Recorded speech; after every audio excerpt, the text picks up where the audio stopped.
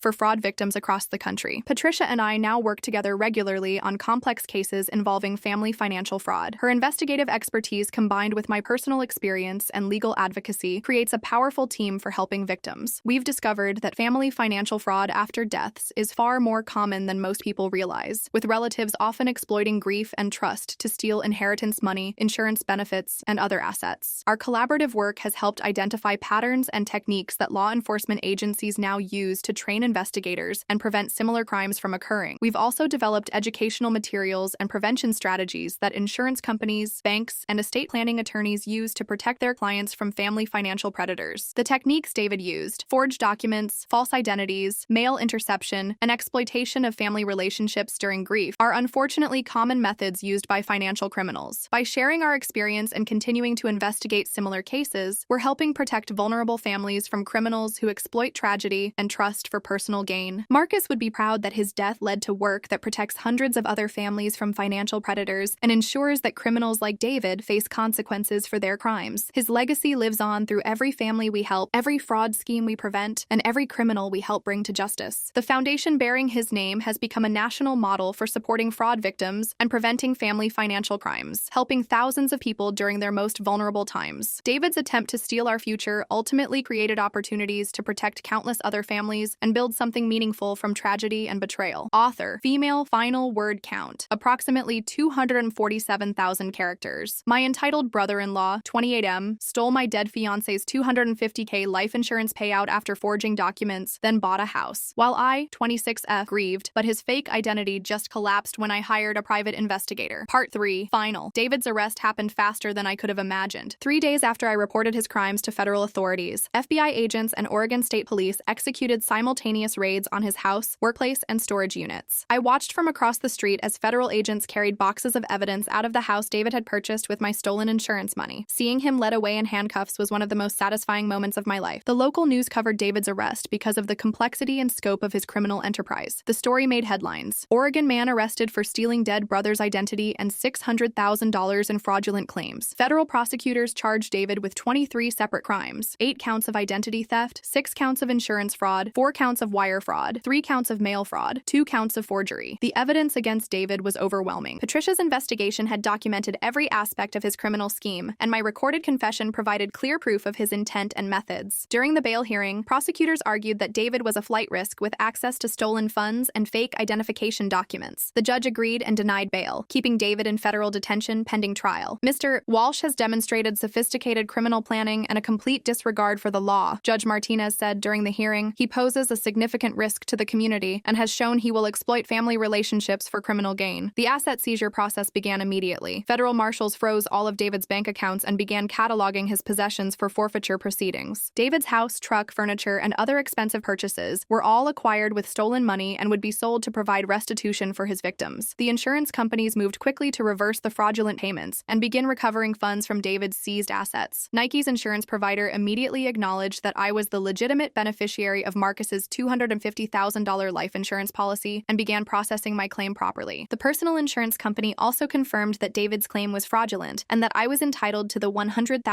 payout Marcus had designated for me. Within 6 weeks of David's arrest, I received the full $350,000 in life insurance benefits that Marcus had intended to provide for my financial security after his death. But the financial recovery went beyond just the insurance money. David's other victims also began coming forward as news of his arrest spread. The credit card companies that David had defrauded using Marcus's identity wrote off their losses and removed all fraudulent accounts from Marcus's credit history. The bank that had provided David with a $150,000 personal loan using Marcus's identity recovered most of their money through asset forfeiture and insurance claims. Even the government recovered fraudulent tax refunds and benefit payments that David had claimed using Marcus's social security number. David's criminal trial began 8 months after his arrest. I testified about how he had manipulated my grief to gain access to insurance information and steal benefits meant for my financial security. The prosecution presented overwhelming evidence of David's systematic criminal enterprise, including the forged documents, fake identification, recorded confession, and financial records showing the flow of stolen money. David's defense attorney tried to argue that he was entitled to his brother's money as next of kin, and that his crimes were motivated by grief and financial desperation. But the prosecution effectively demolished this argument by proving that David had been planning the fraud scheme long before Marcus's death and had a criminal history of similar offenses. David Walsh is a career criminal who exploited his adopted family relationship to commit sophisticated financial crimes. Prosecutor Jennifer Chen told the jury he showed no remorse for stealing money meant to help his brother's grieving fiancé. The jury deliberated for less than 4 hours before finding David guilty on all 23 criminal charges. Judge Martinez sentenced David to 18 years in federal prison, followed by 5 years of supervised probation, and ordered him to pay $847,000 in restitution to his various victims. Mr. Walsh's crimes show a level of planning and callousness that demands significant punishment, Judge Martinez said during sentencing. He exploited his family relationship and his brother's tragic death for personal financial gain. Your actions caused additional trauma to people who were already grieving a devastating loss. You showed no empathy for your victims and no remorse for your crimes. David will serve his sentence at a federal prison in California and won't be eligible for parole for at least 15 years. Major update, posted 6 months later. My life has been completely transformed since David's conviction and the recovery of Marcus's life insurance money. The $350,000 insurance payout allowed me to keep the house Marcus and I had purchased together and complete the renovations we'd planned before his death. I've converted Marcus's home office into a memorial space with photos, his awards from work, and personal items that remind me of our time together. The financial security has also allowed me to take time off work to process my grief properly and consider new career directions that honor Marcus's memory. I've started a nonprofit organization called the Marcus Chen Memorial Fund that provides financial assistance to families dealing with insurance fraud after losing loved ones. The fund helps victims hire private investigators, covers legal fees for fighting fraudulent claims, and provides counseling services for people dealing with both grief and financial crime. We've already helped 12 families recover over $450,000 in stolen insurance benefits and prosecute relatives who committed fraud against grieving family members. My experience with David's crimes has also led to advocacy work with insurance companies and law enforcement to improve fraud detection and prevention. I've testified before the Oregon legislature about the need for stronger identity theft protections and better verification procedures for life insurance claims. 3 insurance companies have implemented new fraud detection systems based on the techniques David used to steal Marcus's benefits. Update 2, posted 3 months later. David's appeals have been consistently denied, and he's currently serving his sentence at a federal prison in Lompoc, California. According to prison records, David has been involved in multiple disciplinary incidents and conflicts with other inmates. He spent significant time in solitary confinement for violating prison rules. He's also continued to maintain that he was justified in stealing Marcus's money and has shown no genuine remorse for his crimes. David has attempted to contact me through letters and intermediaries, but I've refused all communication. My attorney advised that any contact could be part of another manipulation scheme. The restitution payments are current because David's assets were completely liquidated. I received my full recovery plus interest and penalties. Most importantly, I've been able to properly grieve Marcus's death without the additional trauma of financial stress and family betrayal. I'm seeing a grief counselor who has helped me process both the loss of Marcus and the betrayal by someone I trusted during my most vulnerable time. Update 3, posted today. I'm engaged to be married again. My fiancé, James, is a kind and honest man who has been incredibly supportive of my healing process and my advocacy work. James lost his father to cancer 3 years ago and understands the grief process and the importance of having financial security after losing someone you love. We've been very careful about financial planning and legal protections. We both have comprehensive life insurance policies with multiple beneficiaries and detailed estate planning documents. James has also been supportive of my nonprofit work and helps with fundraising events for the Marcus Chen Memorial Fund. The fund has now grown to over $200,000 and has helped 28 families deal with insurance fraud and financial crimes committed by relatives. We're planning to expand the program nationally and work with federal agencies to track patterns of family financial fraud after deaths. I still miss Marcus every day, but I found purpose in protecting other families from the kind of betrayal I experienced with David. Sometimes the worst experiences in life lead to the most meaningful work. David's attempt to destroy my financial security after Marcus's death has led to a career protecting other grieving families. The Marcus Chen Memorial Fund is Marcus's true legacy, protecting vulnerable people from financial predators who exploit grief and family relationships for personal gain. Final update: David was stabbed by another inmate last month and is currently in the prison hospital. While I don't wish physical harm on anyone, I feel no sympathy for someone who showed no empathy for his victims. He's expected to recover and continue serving his sentence, but the incident shows that his criminal behavior has consequences even in prison. Meanwhile, my life continues to improve and find new meaning through helping other families avoid what I went through. James and I are getting married next month in a small ceremony at the house Marcus and I renovated together. Marcus would be happy knowing that I found love again and built something positive from our tragedy. The house has become a symbol of resilience and hope rather than just a reminder of loss. We're creating new memories while honoring the life Marcus and I plan to build together. Our wedding will also serve as a fundraising event for the Marcus Chen Memorial Fund. Instead of gifts, we're asking guests to contribute to the fund's work protecting families from financial fraud. I've learned that healing from traumatic loss doesn't mean forgetting the person you lost or the harm others caused. It means building something meaningful from your experience that helps protect others. David thought he could steal my future along with Marcus's money. Instead, his crimes led me to find a new purpose and a new love while ensuring he faces consequences for his actions. The best revenge against someone who tries to destroy you during your worst moments is building a better life than they tried to prevent while helping others avoid similar victimization. Marcus's memory lives on through the fund that bears his name and the families we've protected from financial predators who exploit grief and trust. Every family we help, every fraud scheme we prevent, and every criminal we help prosecute is a victory against people like David who prey on vulnerability and family relationships. David will spend the next 15+ years in prison while I build a meaningful life dedicated to protecting others from the crimes he committed against me. Justice isn't always immediate, but it's often more complete than victims initially expect. David lost his freedom, his stolen money, and his false identity, while I gained financial security, new purpose, and lasting love. Bonus: the investigation. Aftermath. Patricia Wong, the private investigator who helped expose David's crimes, has used our case to build a specialty practice helping families investigate suspicious insurance claims and financial fraud. Her work on David's case has led to 15 additional criminal prosecutions for similar crimes and over $2 million recovered for fraud victims. Patricia and I now work together regularly on cases involving family financial fraud. Her investigative expertise combined with my personal experience creates a powerful team for helping victims. We've discovered that family financial fraud after deaths is much more common than most people realize. Relatives often exploit grief and trust to steal inheritance money, insurance benefits, and other assets. Our work has helped identify patterns that law enforcement agencies now use to train investigators and prevent similar crimes. The techniques David used, forged documents, fake identities, mail interception, and exploitation of family relationships, are common methods used by financial predators. By sharing our experience and continuing to investigate similar cases, we're helping protect vulnerable families from criminals who exploit tragedy for personal gain. Marcus would be proud that his death led to work that protects other families from financial predators. His legacy lives on through every family we help and every criminal we help bring to justice.